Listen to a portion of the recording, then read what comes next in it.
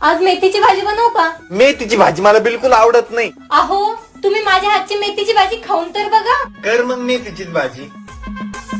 आरोही एक नंबर झाली बर का मेथीची भाजी. बघा मी काय म्हणले होते. लय काम होतो आज ऑफिस मध्ये, भयंकर बोर झालोय मी. आरोही भाजी काय करते आज? आज ना मी मेथीचे पराठे बनवते. बनव मग. जेवायला काय करते का आज? अहो आज ना मी मेथीचे भजे बनवते. जेवायला काय करते का आज? अहो मी आज मेथीचा पुलाव बनवते. आज काय केलंय का जेवायला? अहो आज ना मेथीचं पिठलं बनवलंय मी.